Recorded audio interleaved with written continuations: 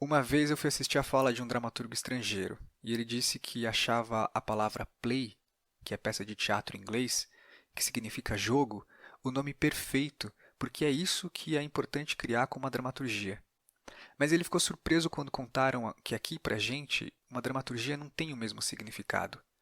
Não é play, não significa jogo, mas sim peça. Assim, algo sendo parte de algo maior. Mas peça também serve para nomear algo que é um exemplar único, ou então algo que é manufaturado, feito à mão, como por um artesão. E essa imagem de pensar uma dramaturgia como resultado de uma artesania ficou ainda mais forte para mim depois da minha conversa com o Denis Arfázio nesse episódio do audiodrama. A gente falou sobre muitas coisas, entre elas a possibilidade de causar um efeito com uma dramaturgia. Pode ser uma emoção, um estado, uma crítica, uma reflexão, uma provocação, não sei. Uma dramaturgia em si mesma vai ser composta por outras peças que vão ser organizadas, trabalhadas ou então lapidadas, esculpidas para que algo maior seja construído, para que um efeito seja alcançado.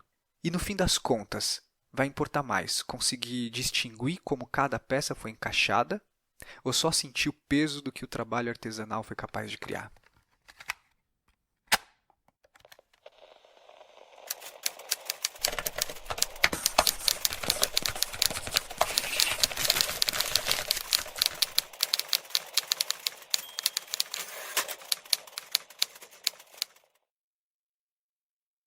Hoje eu estou aqui com o Denis Arfázio. Bem-vindo ao Audiodrama, Denizar. Olá, tudo bem? Prazer estar aqui com você, Diego. Um prazer receber você. Eu já estava rasgando seda para ele aqui antes da gente começar a gravar de fato. E estou aqui entusiasmado para a gente falar dos seus textos. Você sabe que eu já tinha conhecido o Arteso, porque eu fui ver a leitura lá no Núcleo.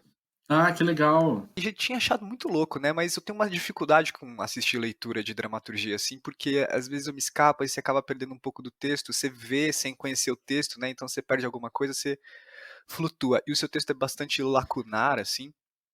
E aí, mas quando eu li, nossa, o impacto foi muito grande, assim. Mas se você quiser começar se apresentando também, contando da sua trajetória um pouco antes da gente chegar nos textos, fica à vontade. Não, eu acho ótimo, acho ótimo. Acho que o momento lá do Ateso foi muito importante para mim, assim, no final das contas, né? Eu vou Uhum, falar um pouquinho da trajetória, mas ali acho que é um momento central ali no núcleo de dramaturgia do SESI, né? Enfim, eu tenho aí me movimentado um pouco pelo teatro, né? Assim, gosto de teatro desde sempre, assim, enquanto público, né? Sempre fui muito encantado, muito fissurado por teatro. E aí, de uns tempos para cá, eu acho que mais ou menos ali, sei lá, em 2008, mais ou menos, eu começo a fazer umas oficinas de interpretação, um pouco assim, nesse movimento encantado mesmo com o teatro, falando, caramba, que coisa louca é isso, né? De que de repente a gente vai para uma sala, vai para um lugar e as pessoas ali estão presentificando corpos outros, né? Eu achava aquilo, acho ainda, né? O teatro é uma coisa muito impressionante ainda para mim. uhum. E aí eu comecei a fazer uma outra coisa de atuação, enfim, oficinas diversas assim por São Paulo, tentando entender um pouco o que eu gostaria de fazer. E eu sempre escrevi de algum jeito, né? Eu escrevia poesia, publiquei um livro de poesia, sei lá, em 2013 pela editora Patuá, Uhum. Fragmentário. Fui fazer letras na USP porque eu achava que literatura assim era o que eu curtia, né, assim, gostava muito, enfim. Mas, enfim, mesmo com todo o meu envolvimento assim com o teatro enquanto público, eu demorei um tempo até falar, bom, por que será que eu não escrevo, né? Sei lá, começo a Uhum. escrever para teatro, começo a pensar nisso assim. Isso demorou um pouco. Meu primeiro movimento foi tentar chegar um pouco nessa coisa da atuação e tal, enfim. E aí eu acho que pouco antes de, sei lá para 2013, 2014, mais ou menos, eu comecei a falar, bom, por que será que eu não começo a escrever, né? Tento pensar um pouco, tento me jogar um pouco na escrita do teatro, já que escrita para mim é um universo que eu gosto, né? Que, enfim, E nisso você já tinha concluído letras? já tinha concluído Aham. letras. E aí enfim, comecei a juntar algumas pessoas, enfim, algumas amigas, e a gente pensar em a gente podia montar alguma coisa, fazer alguma coisa. Por que você não escreve uma coisa pra gente? Vinha um pouco sempre Aham. a escrita ela aparecia assim. E eu comecei a tentar escrever um pouco, escrevi um texto e mandei lá para o núcleo de dramaturgia. E é um texto que, agora há pouco tempo, eu revi ele e reescrevi ele, é um texto chamado Tecidos. E aí eu fui para o núcleo, mas não fui aprovado.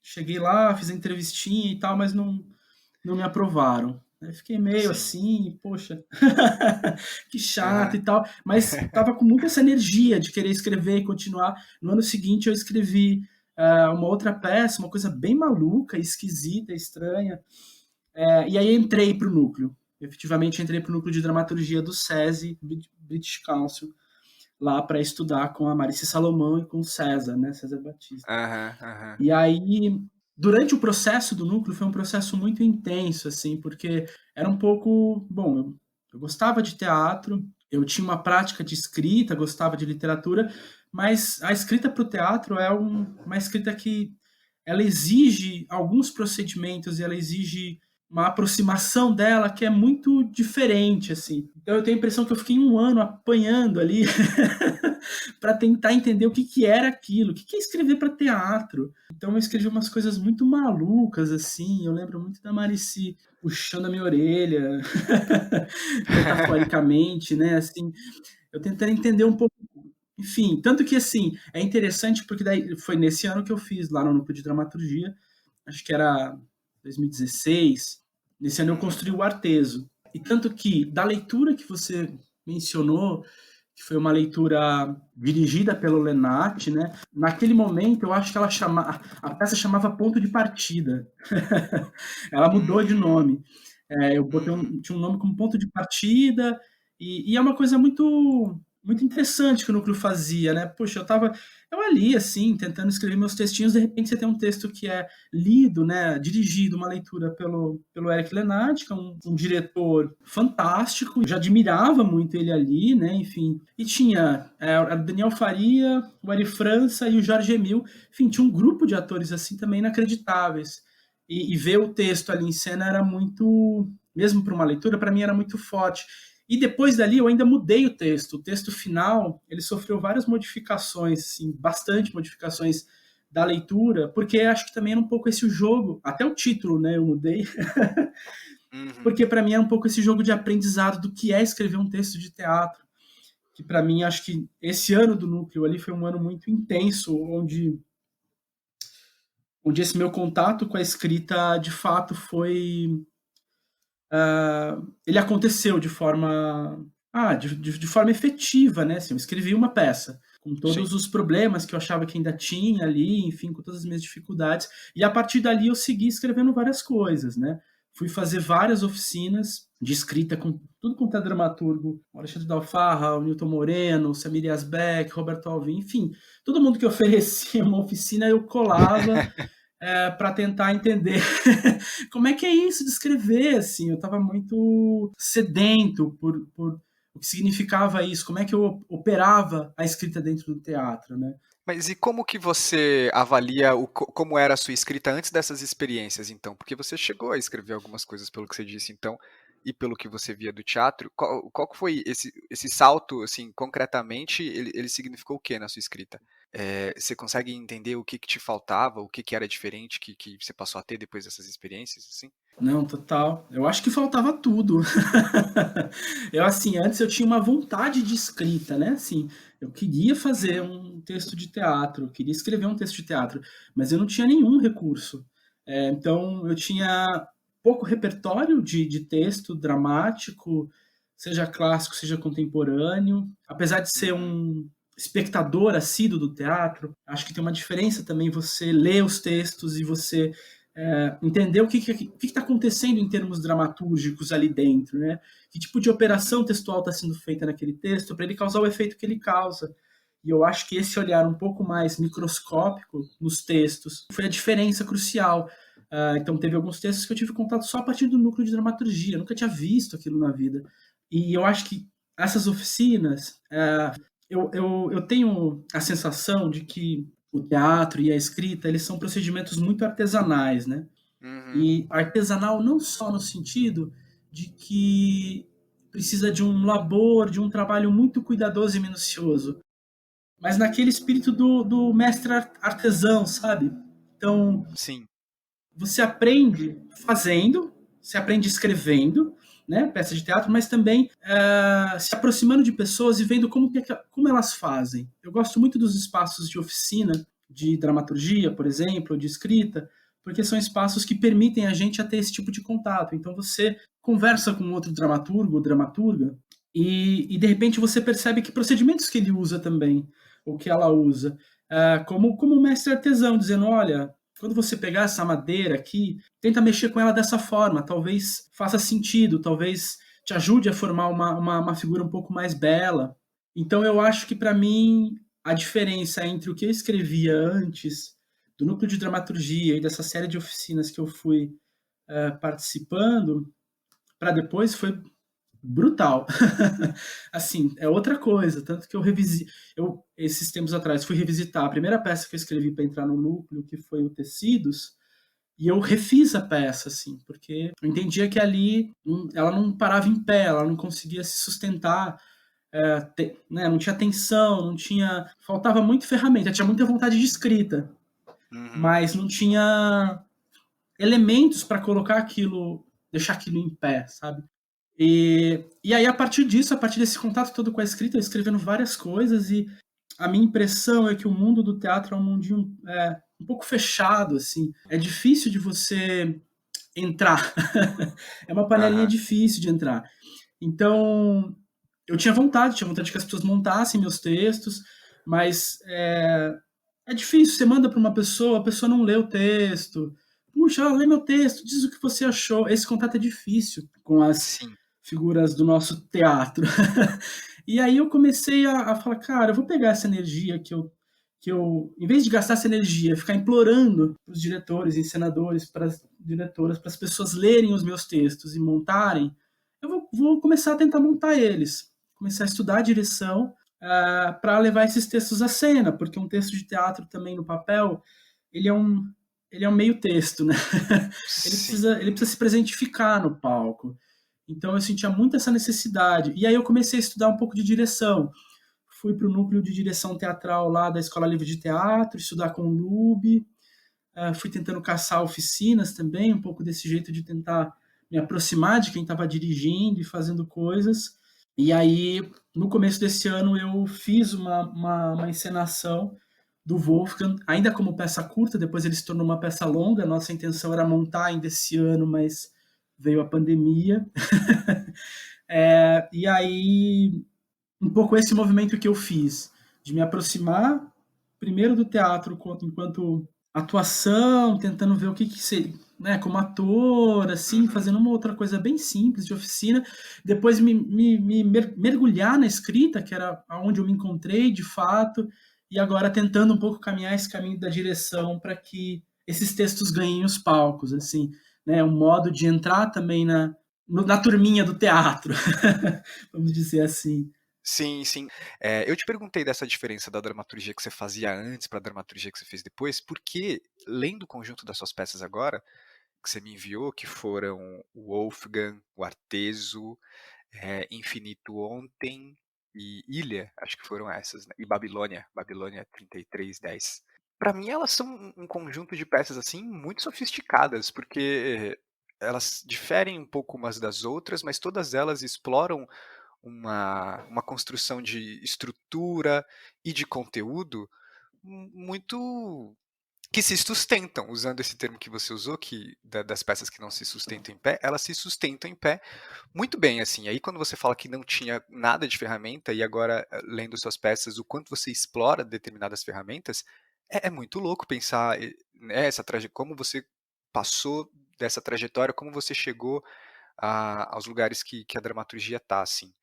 Por exemplo, deixa eu ver se eu consigo explicar isso de uma maneira melhor. Quando eu pergunto o que as suas dramaturgias não tinham, eu fico tentando imaginar, peraí, mas será que era estrutura? Porque você tem alguns recursos estruturais nas suas peças sempre que eu penso, será que é algo que você já trazia com você?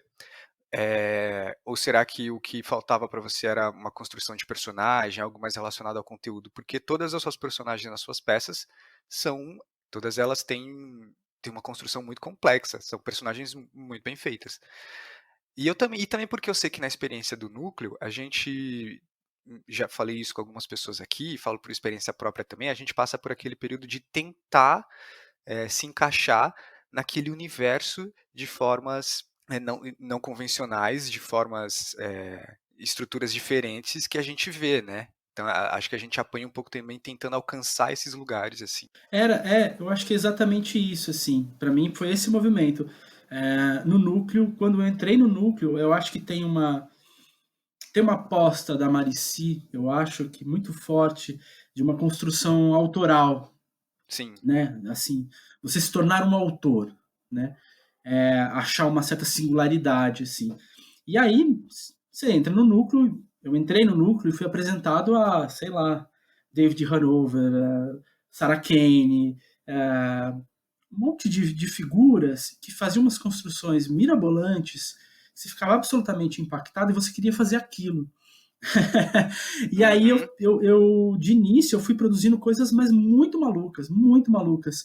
Malucas no sentido de algumas coisas ali que dava para se aproveitar, mas que tinham muito difícil contato com as pessoas, assim. As pessoas falam, nossa, eu não tô entendendo o que tá rolando aqui, o que você tá fazendo. E eu acho que isso tinha a ver com esse desejo de construir uma coisa muito contemporânea e bastante em Uhum. diálogo com esses autores e essas autoras, sem uma certa base da própria dramaturgia. O que é um personagem?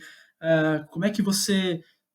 As diferentes maneiras de você estruturar um conflito, né? Não é só uma história a ser contada, né? Como é que eu consigo fazer determinadas operações dentro do texto que vão produzir um determinado movimento dentro do texto e que vai permitir um espectador acompanhar com interesse ou que vai produzir algum tipo de sensação na leitura desse texto ou na encenação desse texto. Esse tipo de jogo, por exemplo, eu acho que eu fui aprendendo muito, tanto no núcleo, eu acho que dando várias cabeçadas, quanto depois de ver alguns procedimentos de autores, assim, de dramaturgos, né? Tipo, por que ao invés de você ficar tentando jogar esse monte de discursos aqui, tenta construir isso de um jeito mais um diálogo, enfim. Eu acho que o que não tinha nas minhas peças antes era um pouco tinha esse desejo de algo autoral, de construir algo diferente, mas não tinha uma base daquela base mais pé no chão, que eu acho que muitas vezes falta em várias formações, assim,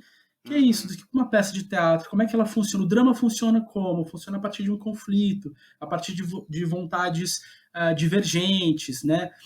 De tensões Uhum. que se constroem a partir desses lugares. Então, eu acho que não só o núcleo foi um momento para mim paradigmático, no sentido de que ali eu me vi realmente como alguém que poderia escrever alguma coisa para teatro, mas também ter contato com outros dramaturgos, outros autores nessas oficinas. Enfim, até hoje eu gosto muito desse lugar da oficina, porque eu acho que ele permite isso, eu acho que a descoberta de como essa escrita do teatro se dá, ela é infinita, né? Porque a cada autor ele revela um pouco, ele faz alguma coisa diferente, né? Um novo autor, ele sempre faz algo de diferente que talvez não tenha sido feito antes. E é interessante a gente olhar para isso, estudar para isso. Eu gosto muito desse movimento das oficinas. Então acho que era um pouco isso que me faltava de início, assim, era isso que eu Uhum. encontrei nesses lugares de aprendizado da dramaturgia, assim. Então para mim, de fato, foi um processo pedagógico. Eu aprendi a fazer peça de teatro, né? Eu aprendi a fazer dramaturgia de algum jeito. Eu tive a oportunidade de ler 5 peças do Denizar: Arteso, Wolfgang, Ilha, Infinito Ontem e Babilônia 3310. Lendo essas dramaturgias, a primeira coisa que me chamou a atenção foi a forma como ele relaciona a estrutura e personagem na sua construção. De cara, eu tive muita curiosidade para saber qual era a formação do Denizar e se era relacionada à filosofia, porque em todas as peças vão haver personagens com questões ou conflitos de existência. Parece que esse tema do existencialismo, a coisa existencial, permeia todas as peças de alguma maneira, principalmente a construção muito minuciosa que ele faz das personagens. Essa maneira dessas personagens existirem interferem no desenvolvimento da ação de alguma maneira. não são só as suas ações dentro de determinadas situações que afetam ou direcionam os rumos da ação dramática, mas também o simples fato de elas existirem, mesmo que elas não estejam fazendo nada, apenas existindo de um modo conflituoso. O que às vezes está lá não necessariamente como algo para interferir na ação, mas somente é parte da construção delas, uma bagagem, um pano de fundo. Seja um conflito interno por alguma questão do passado, ou por alguma coisa que falta agora, ou por alguma coisa que elas querem no futuro, mas a existência delas é um tema até para elas próprias. A dramaturgia de Arteso, por exemplo, aborda uma relação de um jovem e o seu mestre que parece que vai se repetir ao longo do tempo, com essas personagens ocupando diferentes posições dentro dessa relação. A ação da peça, durante os seus 3 atos, é levada fundamentalmente pelo embate entre essas visões, pela diferença de intenções, pela discordância entre a posição de um jovem e a posição de um velho. E a cada ato, isso é mostrado de 2 maneiras. Uma cena focada no aprendiz, outra cena focada no mestre. E essas cenas são cindidas. É como se eles não partilhassem o mesmo tempo, como se eles não estivessem juntos. Na cena do jovem, a gente só tem acesso às falas dele, e nas réplicas do mestre só tem lacunas. E o mesmo acontece na cena do mestre, e isso se repete ao longo dos 3 atos. Tudo isso aponta para uma construção que parece ser muito minuciosa, onde as personagens já têm muita bagagem, já têm muita história, já têm muito conflito, antes mesmo de que elas entrem em contato com outras personagens e se vejam em face de determinadas situações onde elas terão que agirem.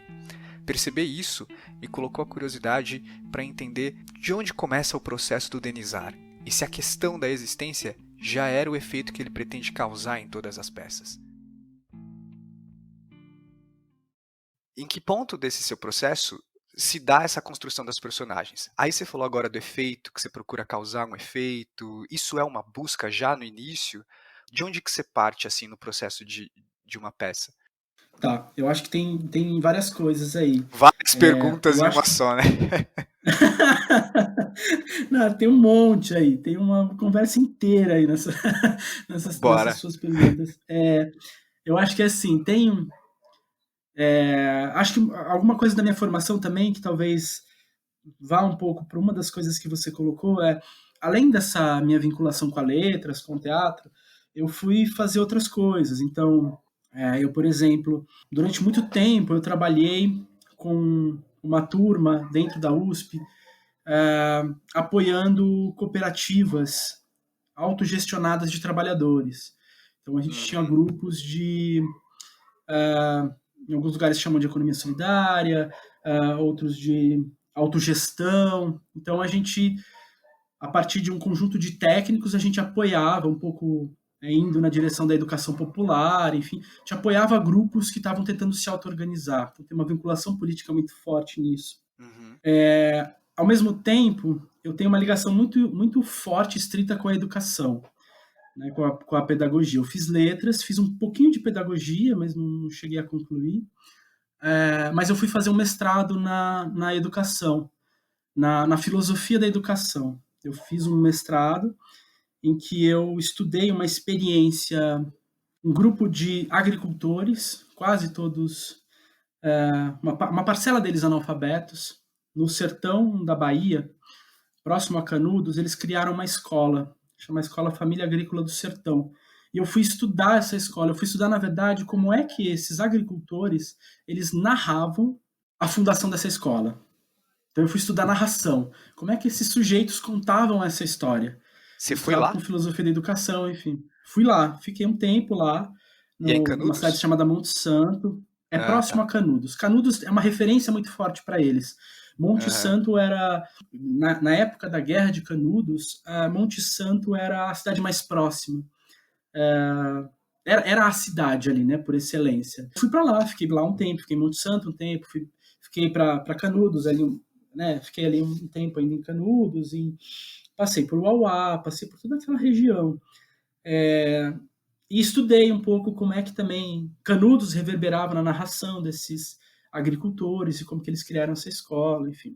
Tudo isso misturado um pouco com filosofia da educação e narração. Então é um pouco um misto de literatura, filosofia e e educação. Então, alguns desses temas têm bastante importância para mim. Essa relação professor-aluno, mestre-discípulo, a questão da narração, de se conseguir contar uma história, são alguns temas que eu percebo que são também recorrentes, assim, que eles acabam aparecendo de diversos modos nessas histórias. Acho que isso é um dado também, acaba aparecendo essas coisas. Aí, de outro lado, como é que se começam essas peças, assim? Eu gosto muito dessa ideia do efeito, o efeito que causa. Mas não é sempre assim que eu penso uma peça. Então, por exemplo, o Wolfgang, para mim, ele começou pelo final. Então, eu tinha a ideia de que eu tinha essa imagem de um menino que estava sendo treinado dentro de um porão para ser um cantor lírico e que ao final isso explodiria de algum jeito. E aí eu fui tentando encontrar os caminhos para chegar até essa cena, até esse lugar final. E eu sabia que ali tinha uma potência de uma sensação muito forte na descoberta desse menino. E Sim. aí, nessa peça, eu tive vontade de construir um determinado arranjo para que esse efeito fosse potencializado no público. Que aquilo também fosse uma surpresa para todo mundo, Uhum, né? uhum. Essa peça foi um pouco assim. Então você partiu de uma imagem, né? Eu quase sempre parto de uma imagem, só que essa imagem não necessariamente está no final. É isso que eu ia Tá. dizer um pouco. No Wolfgang, Aham. ela estava no final. O final de Wolfgang realmente guarda uma imagem muito forte, mas o efeito que ele causa é alcançado graças ao que a dramaturgia constrói antes. A narrativa de Wolfgang se desenvolve em torno de um jantar preparado pela personagem Adolfo para sua chefe e para o seu amigo Lopes. E ele faz isso com o objetivo de impressioná-la, causando uma boa impressão para que ele consiga subir de posição na repartição onde ele trabalha. A ação se desenrola praticamente em torno da interação dessas personagens nesse jantar. O Adolfo tentando a todo custo preservar a atmosfera de sofisticação e elegância, enquanto a sua chefe está completamente desinteressada e desconfortável, e o seu amigo, a personagem do Lopes, desvia o objetivo do jantar várias vezes com algumas ações e falas. Na última cena, depois do Lopes insistir em saber de onde vêm alguns gritos que ele ouviu durante o jantar, o Adolfo revela Wolfgang, um jovem que ele abriga num porão como se fosse um animal. Ilha, por exemplo, a imagem que me partiu aquela peça foi de um senhor que estava cego em uma biblioteca, que cuidava dessa biblioteca e que ele é queimado. Eu achava que isso era a imagem final, mas na peça ela aconteceu no meio. Ela não se tornou a imagem final, mas eu parti dessa imagem. A dramaturgia de Ilha traz um grupo de personagens que habita uma ilha: o capitão, o timoneiro, a luneta e o imediato. A ação se desenvolve em torno da ameaça de uma invasão que se aproxima dessa ilha para supostamente atacar suas reservas, mas nenhuma das personagens sabe quais reservas existem lá. E aí então o capitão recorre ao timoneiro, que habita a biblioteca, para decifrar do que se trata, mas o timoneiro está cego e não pode ajudar. Enfim, sob muita pressão e muitas evidências de desconhecimento dessas personagens sobre elas mesmas e sobre o lugar onde elas estão, o capitão acaba em fúria e ele mata o timoneiro. Quando as personagens da luneta e do imediato se somam a essa situação, enquanto eles assistem à invasão acontecer, os três decidem queimar o velho para se aquecer. A partir daí, na dramaturgia, a ação dramática se desenvolve em torno da personagem da luneta e do imediato se insurgindo contra o capitão, questionando as decisões que ele tomou até ali. No Babilônia, eu tinha o começo só, que era a imagem de alguém que está sendo atravessado por muitos pensamentos a respeito da sua vida e que de repente tomou um tiro. Depois, em Babilônia, o que eu acabei fazendo foi esticar o tempo de tal forma que o tiro sendo tomado ele perpassa a peça inteira, né? Eu ampliei Sim, o tempo ali. Babilônia 3310 é o nome da linha de ônibus onde a ação da peça acontece. A ação da peça inteira é objetiva. Ela conta a história de dois ladrões que, ao assaltarem um ônibus, a arma de um deles dispara e atinge uma mulher. O outro foge e o que fica é linchado pelos passageiros e pelo cobrador até a morte. Mas essa história é contada a partir de diferentes tempos e perspectivas. Ela começa com a passageira absorta nos seus pensamentos, no monólogo mental, até que é atingida por um tiro. Depois, aborda a perspectiva dos assaltantes quando planejavam esse roubo, até passar pela perspectiva do cobrador, pelo do motorista, de novo voltar para a situação pegando da perspectiva da mulher que é atingida, e assim compondo um mosaico da mesma situação, mas formado por visões de personagens e momentos diferentes. São sempre imagens fortes, é daí que eu parto para a escrita, né? É isso que me motiva a escrever, é isso que me dá uma certa pulsão, uma energia para a escrita, mas ela, muitas vezes, ela se encontra em momentos diferentes da peça. Então, não necessariamente eu trabalho no sentido de falar, bom, eu quero construir um determinado efeito que, ao final, tenha um determinado impacto. Eu tenho essa construção a partir das imagens e que, um pouco deixando que o próprio texto vá me dizendo aonde que essas imagens vão se colocando, né?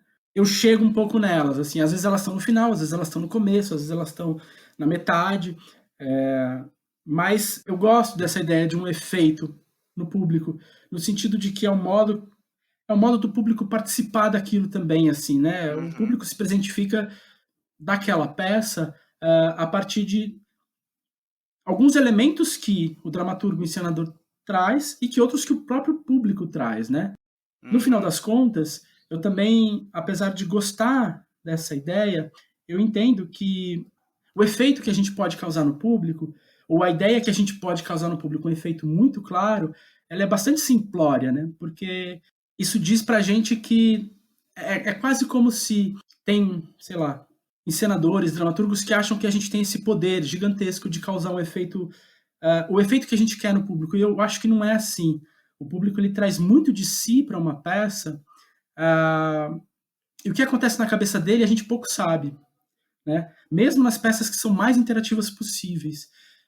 Eu acho que uma peça teatral, como um livro, como uma obra de arte, como uma aula, ela nunca totaliza o outro, nunca totaliza quem está de público ou participando. Então, apesar de a peça causar em mim alguns efeitos quando eu escrevo, quando leio, eu também tenho a absoluta consciência de que os efeitos que isso pode causar no outro estão completamente fora da minha alçada, né? As cenas, por exemplo, teve algumas apresentações do Wolfgang, a gente fez pouquíssimas apresentações, ainda numa versão curta. E havia cenas, para mim tem uma cena muito tensa, muito bonita, que é quando ele começa a se levantar enquanto está sendo tocado uma música, Don Giovanni, né? Ele é quase um bicho, ele começa a se erguer e ficar ereto. Para mim essa era uma cena muito chocante, muito bonita. E teve apresentações que teve gente que riu, assim, as pessoas riam. Então, você não sabe muito como isso vai operar no público, né?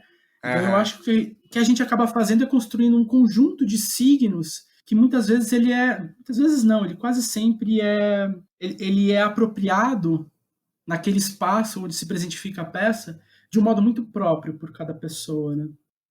E eu acho que é nessa hora que a dramaturgia se configura como somente mais um corpo desse conjunto todo, que é o teatro, que vai tentar ainda apontar uma situação para o público, né? Porque uma coisa é a experiência de ler, e eu estou tendo contato cru, direto, com todos os recursos que você empenhou para a escrita daquilo. Quando aquilo ainda vai passar por uma encenação, por um elenco que vai interpretar aquilo, outras coisas vão ser adicionadas que podem ou reforçar a direção que você está apontando, ou multiplicar um pouco esses apontamentos, né?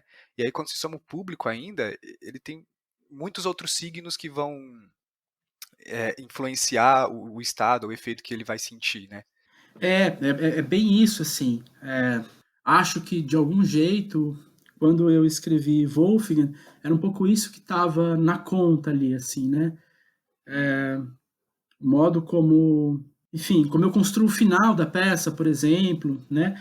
É, em que aquele menino que ele é sujeitado por aquela pessoa, ele se rebela contra aquilo de uma forma muito violenta. Era um pouco essa a ideia também, dizendo não há totalização absoluta. Não dá para Sim. controlar o outro absolutamente. E eu acho que isso vale para a experiência estética. Às vezes, é claro que a gente tem que colocar todos os recursos possíveis e imagináveis para que aquilo seja uma gama de sensações que seja muito rico para quem está junto com a gente presentificando aquele espetáculo. mas o modo como isso vai acontecer é da ordem do indeterminado, né? Sim. Aí, partindo daí, agora que você explicou esse movimento que gera as peças, em seguida, a minha percepção foi de que aí tem essas personagens e a construção que você faz delas, muito minuciosa, assim, cada personagem vai ter uma história de vida e de alguma maneira isso vai transpor na peça. A ação dramática da peça, ela se desenvolve, esse desenrolar da peça acontece não só pela situação que você propõe colocar aquelas personagens, mas eu sinto que a própria exposição das personagens, a própria interação delas, eh, gera uma ação na peça que, mesmo que não esteja acontecendo nada, está acontecendo alguma coisa muito significativa. Está gerando um estado, está tensionando alguma coisa. Mas aí também tem esse lado das situações em que, por exemplo, num jantar você vai para um porão onde tem uma pessoa sendo sujeitada como um animal. Partindo dessas imagens, essa construção das personagens vem antes da situação onde elas vão estar, essa coisa construída junto. Como que você, onde você chega primeiro? O que vem antes nesse processo? A situação ou Deu as para entender. personagens? Porque eu tenho a impressão que às É, vezes a situação é só um espaço, é menos importante do que as personagens. É uma situação, é um espaço para as personagens existirem. E a existência delas vai ser a ação daquilo, vai gerar o conflito, vai gerar.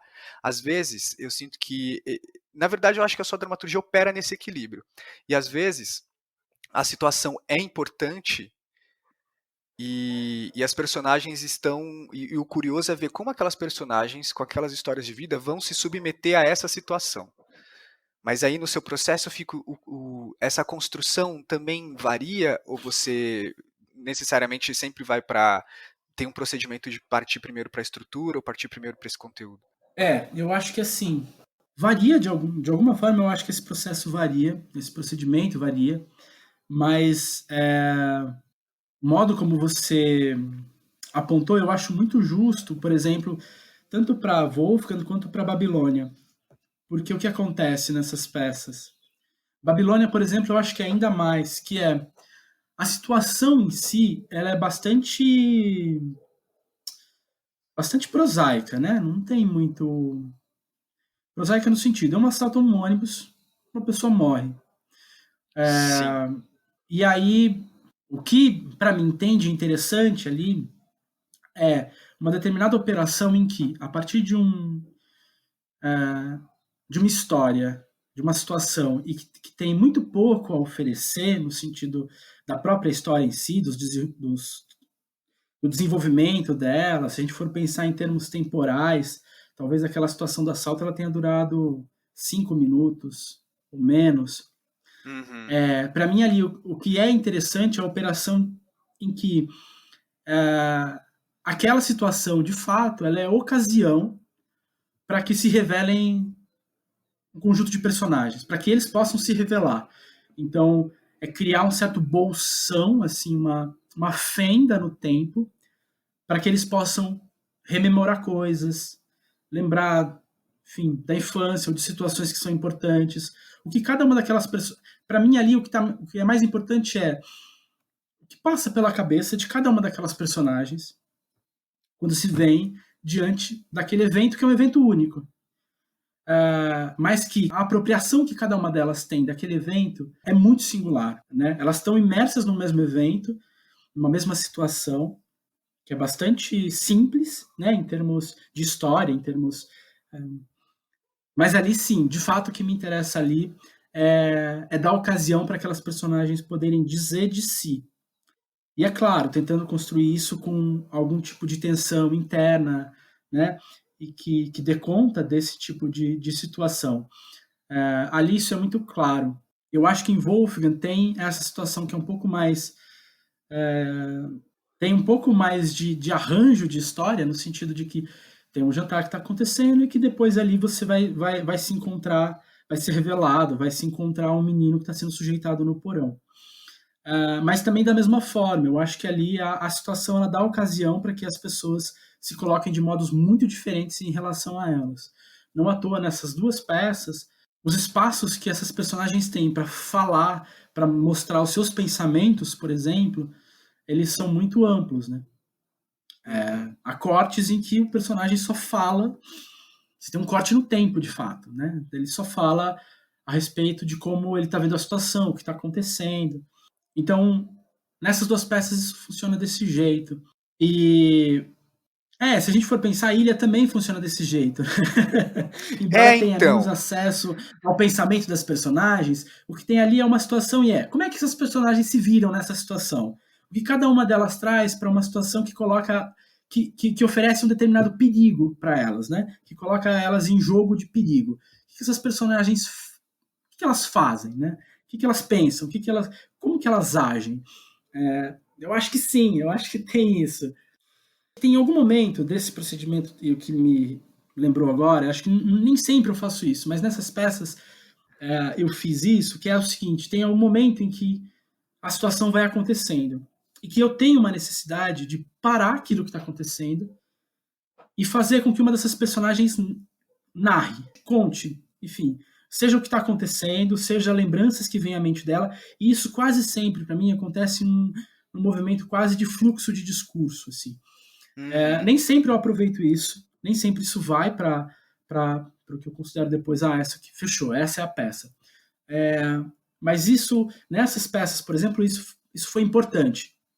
No momento em que, durante a escrita da situação, eu falei, não, eu preciso parar aqui, e até como uma forma de compreender quem que é essa personagem que está nesse jogo, parar tudo e ela precisa, durante algumas páginas, dizer num fluxo de discurso e que também vai me permitir descobrir coisas a respeito dela, né? Então, sim, isso é um procedimento que para mim acaba sendo bem importante no final das contas. eu comecei chamando as situações que o Denizar cria de complexas ou refinadas, mas a essa altura eu acho que a melhor maneira de definir essas ocasiões, como ele mesmo chamou, é que elas são comedidas. São ocasiões simples, de ações objetivas, como é o caso de Babilônia, que trata de um assalto a um ônibus ou de ilha que se passa no momento de uma invasão. Mas a dramaturgia do Denizar possui uma outra característica que vem dessa busca pela descoberta da personagem e que é o que vai ampliar essas ocasiões. Todas as peças possuem algum procedimento estrutural que vai fazer com que aquela dramaturgia não seja um drama realista e absoluto. Na maioria são alguns procedimentos épicos. Em Wolfgang, por exemplo, a peça começa com uma cena para cada personagem, onde elas se preparam para o jantar e monologam as suas opiniões, já expondo visões e valores que vão ser determinantes ao longo da ação. E no decorrer da peça, o procedimento estrutural que causa esse ruído é que as personagens fazem apartes durante o diálogo. É como se o diálogo fosse suspenso para uma personagem parar e fazer um comentário ou narrar algo e então voltar para o fluxo do diálogo. Em Arteso, o procedimento são as lacunas, a separação entre as personagens que existe. A mesma cena é contada de duas perspectivas diferentes, mas sempre oferecendo a única perspectiva de uma personagem. A peça, ao mesmo tempo que é centrada numa relação a dois, não opera com o diálogo de fato. Em Babilônia, o procedimento é parecido. Se trata também das diferentes perspectivas para contar uma história, mas também do avanço e do retrocesso no tempo para abordar esses pontos diversos. Na dramaturgia de Infinito Ontem, conta a história de duas irmãs que encontram uma ossada no quintal e começam a escavar o terreno em busca de mais, até que elas encontram um cemitério de ossadas. E com isso elas descobrem que existe uma conexão com o passado que envolve a relação do pai com a ditadura. O procedimento nessa dramaturgia é que toda a ação está concentrada nessas duas personagens. E tudo que vem de fora, todas as personagens ou figuras que aparecem nessa história, a gente sabe, toma conhecimento por elas. Tudo é contado por elas e apenas por elas, uma para a outra. E é disso que o Denizar está falando sobre descobrir as personagens. Esses procedimentos fazem com que a situação seja desconstruída e acabe virando a ocasião para essa exposição das personagens acontecer. Então, a situação, que é muito comedida, que é muito simples, acaba ficando complexa e ampliada, intensificada com os recursos, com a maneira como você vai estruturando ela. E aí, a pergunta que eu fiz agora é se isso é algo que você tem estabelecido, se você tem como no seu processo esse procedimento de que você vai construir uma situação, que você vai desconstruir uma situação para tornar ela uma situação para personagens. Faz sentido isso? Faz sentido. Eu acho que talvez eu tenha uma certa paixão pela forma como cada personagem vê uma determinada situação. Porque eu acho que o que acontece? A gente costuma pensar que as situações, elas são... Você tem uma situação real que acontece e que todo mundo tem acordo sobre aquela situação. E no final das contas, o que acontece é cada um de nós tem uma maneira muito própria, muito peculiar, individualmente, historicamente, de se apropriar de determinado evento e situação. Tem uma frase que o historiador, aquele Paul Veynes, diz, que eu acho belíssima, que ele diz assim, ele diz algo assim, aos olhos dos gregos, o mar era violeta. E ele usa isso para apontar que, veja, a gente tem tantas camadas discursivas que a nossa percepção sobre as coisas, elas mudam de acordo com o tempo, historicamente. Hoje em dia a gente falaria, não, o mar não é violeta, o mar é azul. Assim, violeta, não faz o menor sentido. Mas a gente produz esse tipo de camadas. Eu acho que eu tenho uma certa paixão por essas camadas. Eu acho que fazer com que os personagens digam a respeito das situações que eles encontram, que são situações, gostei do seu termo, comedidas, eu acho que isso, eu gosto desse lugar. Eu gosto de fazer isso. Se eu poderia dizer, não, isso é um procedimento, eu sempre faço isso. Não sei. Talvez sim. Mas não como assim, não. Agora o que eu preciso fazer. No sentido de que assim, não é uma coisa que eu falei assim, não. Tá, ok, eu já tenho uma situação base, e agora o que eu preciso fazer é povoar essa situação base de diversas vozes. Não é assim que isso se opera quando eu escrevo. Então, eu tento escrever uma história, parto de uma imagem forte e tento chegar até essa imagem. Mas é absolutamente comum e corriqueiro que, no decorrer desse desenvolvimento, eu sinta a necessidade que essas personagens rompam com esse lugar e que elas possam dizer, produzir signos e de um jeito que eu acho que a minha impressão é que isso foi aparecendo. No Arteso já tinha algo assim lacunar, no Babilônia isso aparece um pouco mais, de um jeito mais largo, né? E eu acho que no Infinito Ontem, que você citou, eu acho que eu vou chegando até num lugar em que não é só a percepção de uma personagem que ela está colocada não é só a percepção dela que ela dá a ver quando ela fala. Ela fala inclusive em nome dos outros. Uhum. Ela fala, ela produz falas que são falas alheias. É Uhum. isso. No Infinito Ontem você tem essa operação de que tudo que chega até elas, aquelas duas irmãs, tudo que a gente ouve e que chega até elas, a gente ouve por elas, a gente não ouve por Sim. terceiros. Então, é como se esse próprio modo como elas olham a realidade também fosse povoado pelos discursos dos outros. Mas esse não é um pensamento, eu estou discutindo isso com você aqui analisando, né?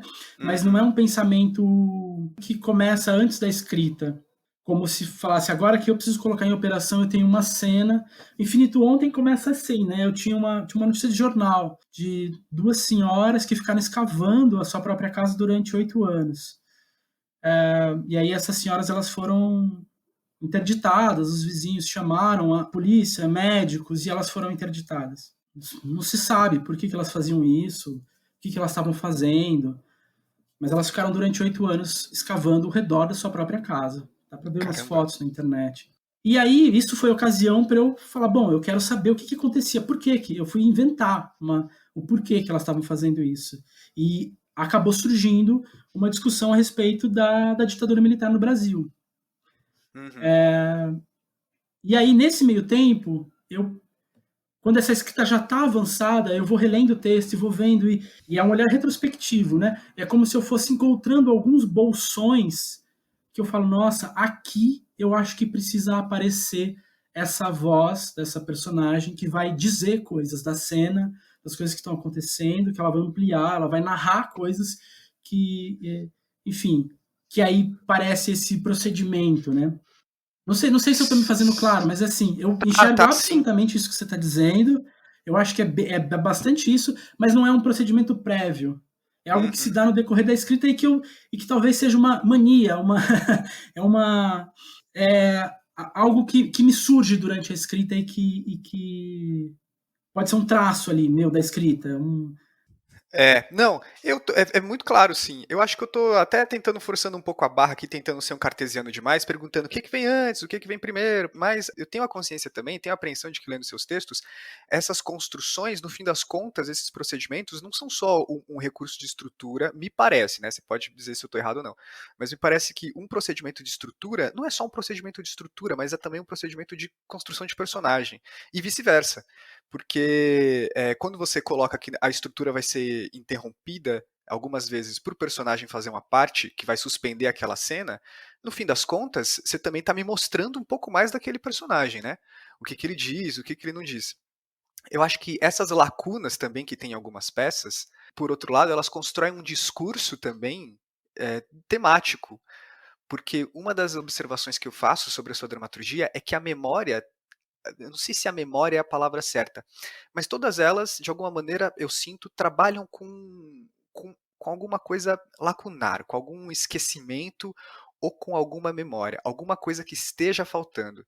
Existe, não é uma memória dos personagens, mas a dramaturgia em si, aquela história, aquela narrativa, é como se ela tivesse uma memória que ou a gente sabe ou a gente não sabe e a gente vai descobrindo ao longo da leitura, enquanto a gente vai lendo, né? Vai descobrindo aquela história. No caso do Infinito Ontem, a gente vai descobrindo, pela memória que essas personagens têm e elas vão trazendo, essa memória do Brasil, essa memória, né, que povoa todo mundo.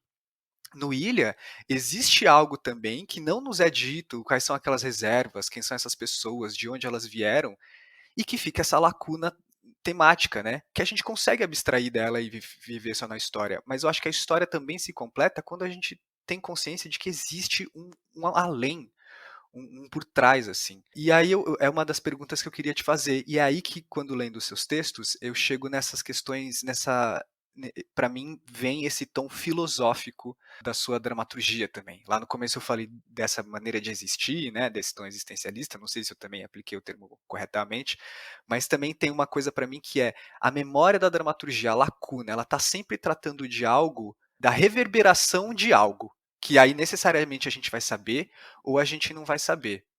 Não sei se faz sentido para você. Faz total sentido. Faz total sentido. Essa escrita que busca, que é parte de uma memória coletiva, de um por trás, de narrativas prévias, né? Eu tô no mestrado agora e eu tô justamente estudando análise de discurso em dramaturgias. E aí, na análise de discurso, fala que todo discurso, ele se constitui, uma das constituições dele é o interdiscurso. E o interdiscurso é tudo que não está no discurso. Todo discurso se refere a algum discurso que já existiu.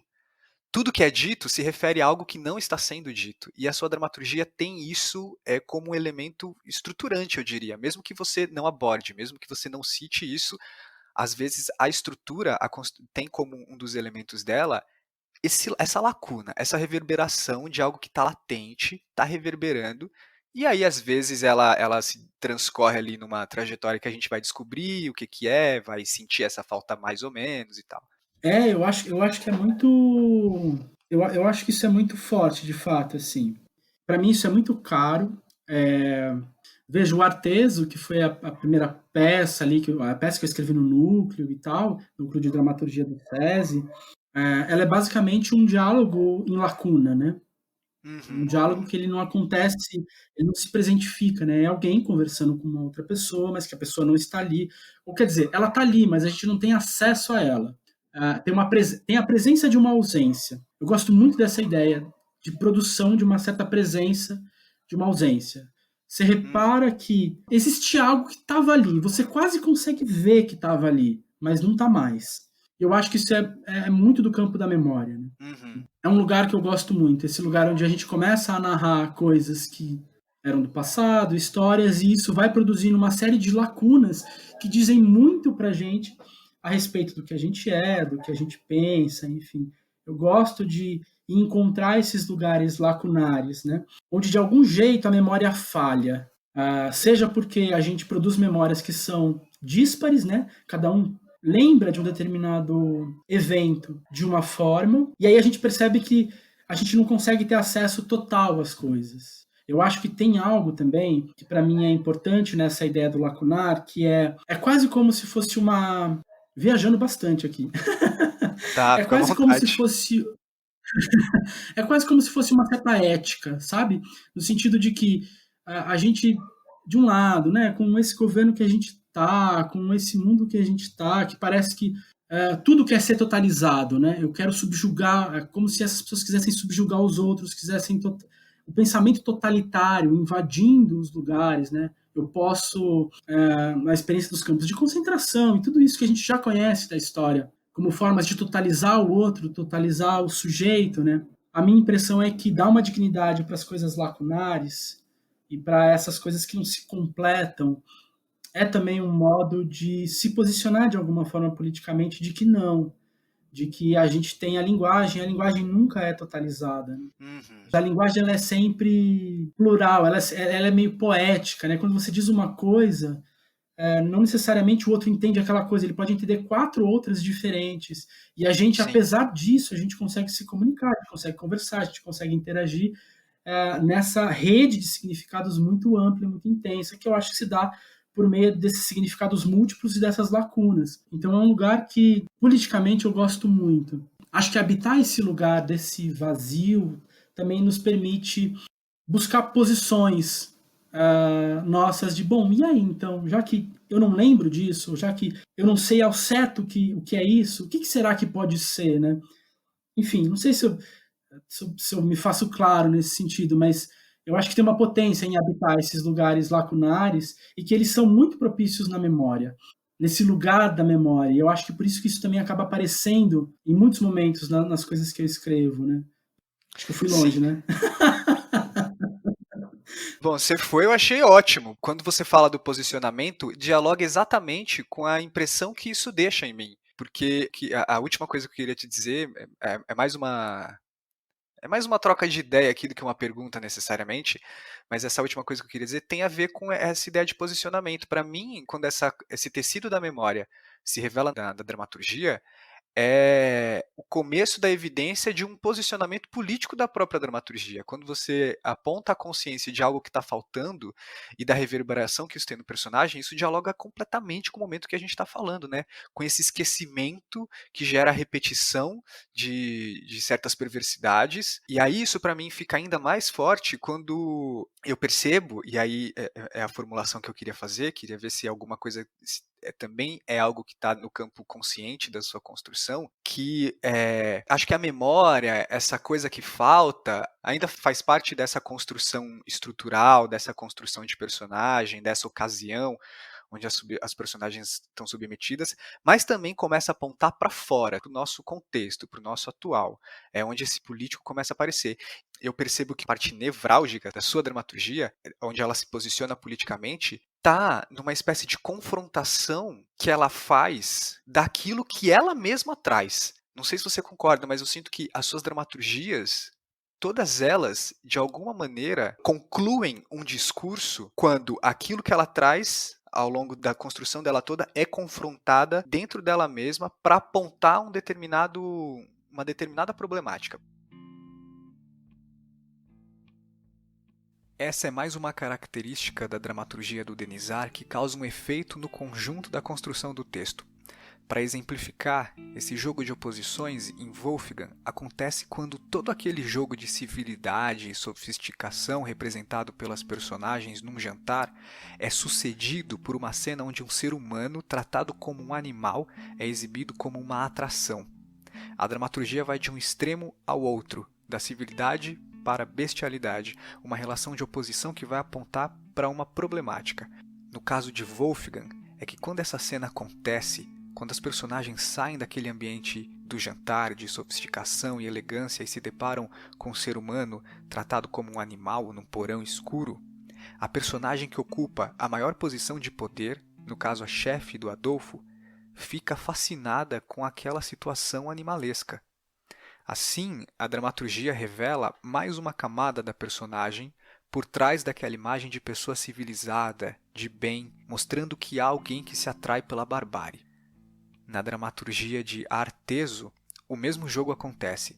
A relação que é construída durante todo o texto é de um aprendiz com um mestre.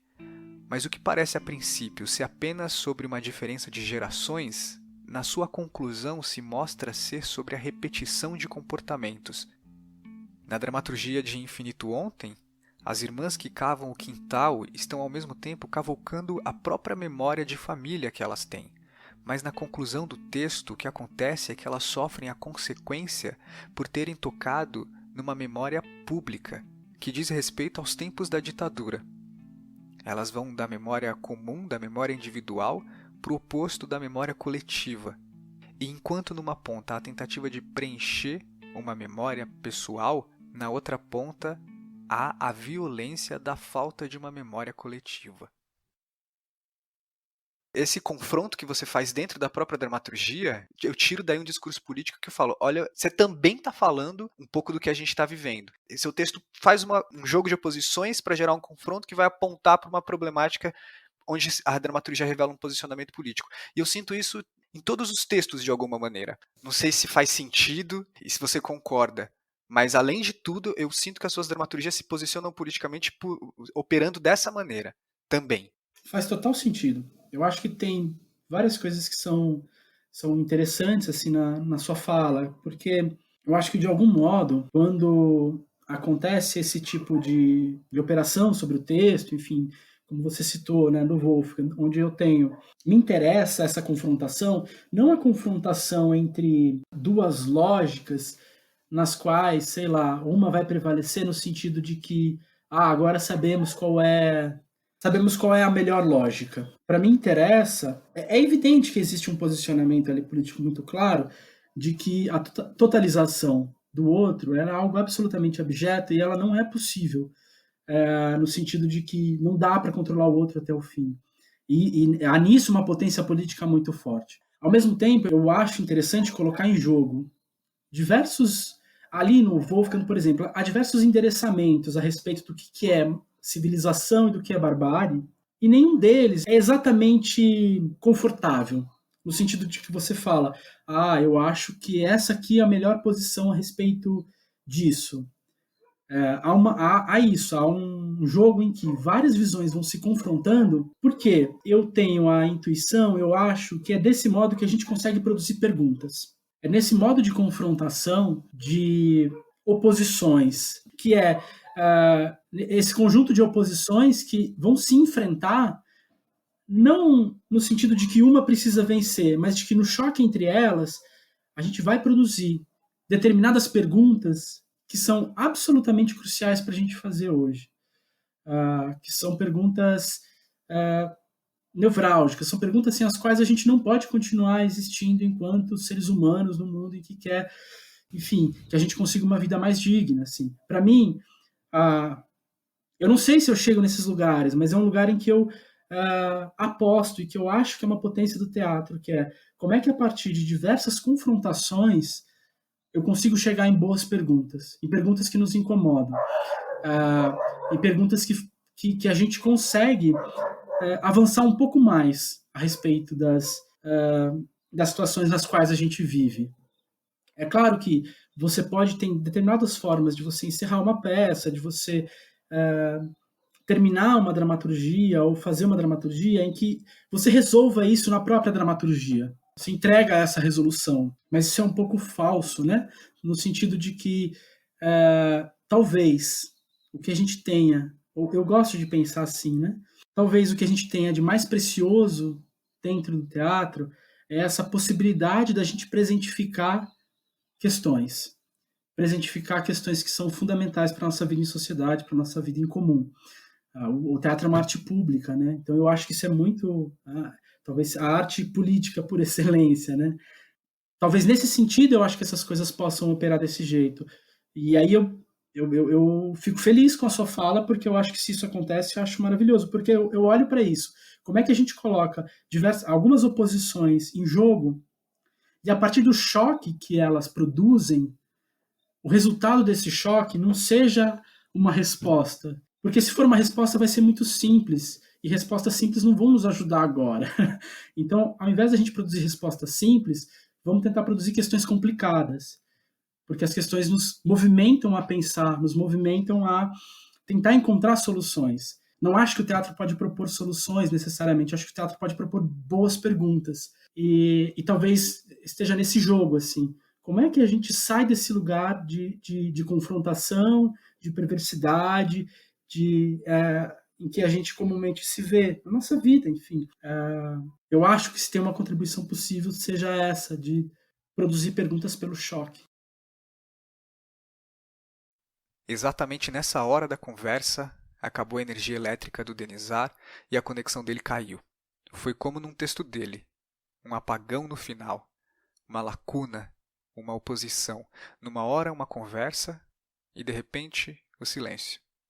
Bom, talvez seja exagero ou até bobo da minha parte tentar forçar essa relação.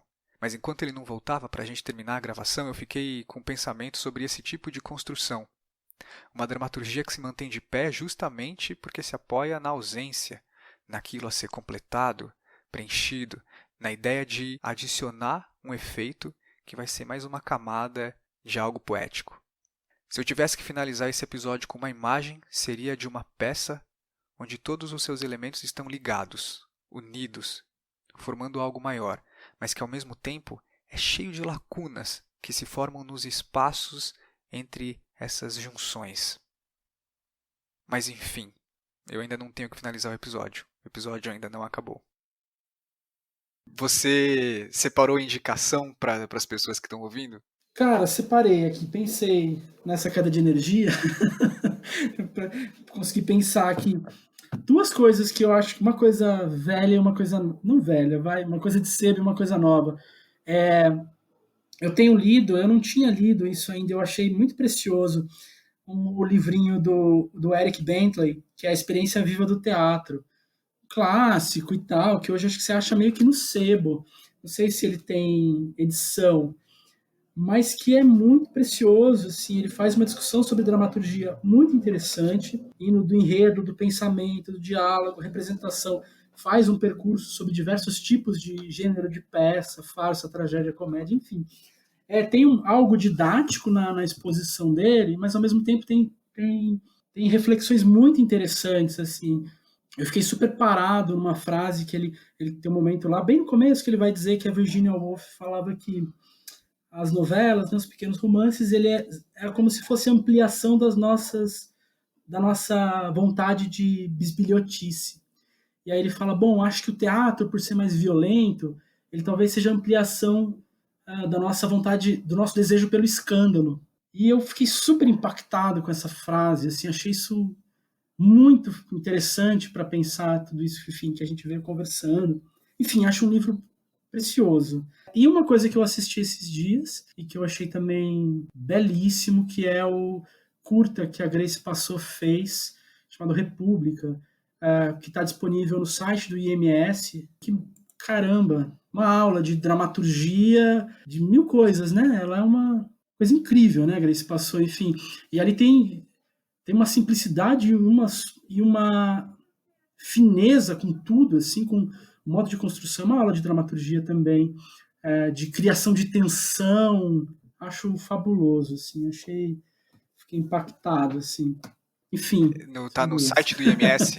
Isso, o curta tá no site do IMS, se botar Grace Tá. Passou, República, acha por aí. Denizar, e se as pessoas quiserem te encontrar, conhecer seu trabalho, existe alguma coisa disponível onde elas podem achar? Se elas quiserem te achar na rede social? Ó, por enquanto elas podem me achar, tem o meu Instagram, @denizartfazio, tem minha página no Facebook, enfim. E aí elas podem me encontrar por ali, assim, eu não tenho nenhum lugar ainda onde eu coloco meus textos, mas, enfim, quem também escutar e por alguma razão se sentir interessado em ler, assim, sempre tenho um prazer enorme, assim, mandar meus textos para quem quiser ler, para quem tiver afim. Ainda não está organizado num lugar, mas eu mando, porque no final das contas é para isso, né? Sei lá, assim, quanto mais pessoas lerem e discutirem e conversarem, e for ocasião para conversa e pensamento, nossa, maior alegria dá, né? Eu acho que essa é a ideia. Então, enfim, se alguém quiser me procurar e pedir os textos, se interessar, é só me achar nesses lugares, ou no Instagram, no Facebook, que a gente começa uma prosa. Legal, muito bom te receber, muito, muito, muito bom mesmo, Denizar, fiquei bem feliz, foi um papo bem legal, foi um papo longo, e enfim, e sempre que você quiser voltar, o Audiodrama está de portas abertas. Poxa, para mim é uma alegria, digo, assim, sou fã do audiodrama, assim, como eu falei, né, eu gosto muito desse lugar onde a gente escuta outras pessoas que estão fazendo isso também, que estão escrevendo peças, que estão falando sobre seu ofício. Eu acho que é uma arte muito artesanal. E ouvir as pessoas, como elas fazem o que elas fazem, eu sempre acho muito encantador. E acho muito legal o modo como você conduz as coisas, enfim.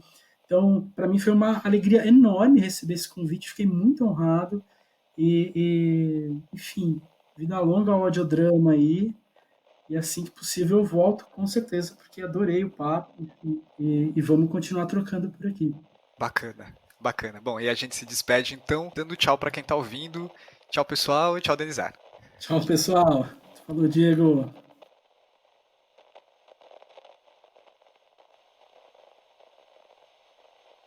Você pode seguir o Audiodrama pela plataforma por onde você escuta, assim você não perde nenhum episódio. E siga também nas redes sociais. No Facebook é facebook.com/audiodramapod e no Instagram é @audiodramapod.